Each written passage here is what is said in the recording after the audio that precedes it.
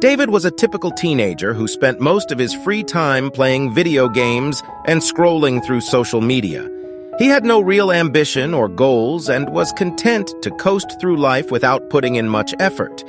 One day, while walking home from school, he spotted a man in a sharp suit getting out of a sleek sports car.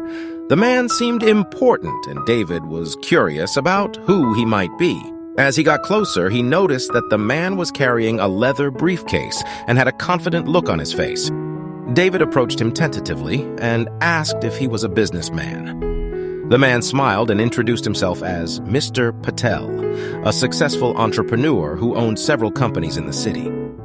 They chatted for a few minutes, and David was struck by Mr. Patel's energy and enthusiasm. He seemed to radiate success and confidence, and David couldn't help but feel a little envious. As they said their goodbyes, Mr. Patel handed David his business card and told him to keep in touch. David didn't think much of it at the time, but something about the encounter stayed with him. Over the next few days, David found himself thinking more and more about Mr. Patel and his successful career. He began to realize that he didn't want to coast through life anymore. He wanted to achieve something great. David started to focus more on his studies, cutting back on his time-wasting activities and setting himself goals. He even reached out to Mr. Patel, asking for advice on how to succeed in business. Mr. Patel was impressed with David's newfound dedication and invited him to shadow him at work. David jumped at the opportunity, eager to learn from someone who had achieved so much. Over the next few weeks, David worked hard to balance his studies with his newfound passion for entrepreneurship.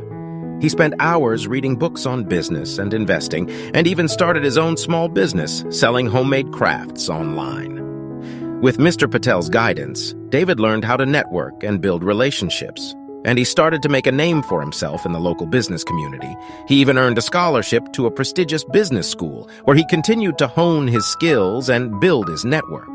Years later, David was the CEO of his own successful company, and he often thought back to that chance encounter with Mr. Patel. He knew that without that fateful day, he might still be wasting his time on video games and social media. But now, thanks to his hard work and dedication, if you want to see more short stories like this, then subscribe to our channel, and you can also follow us on our socials.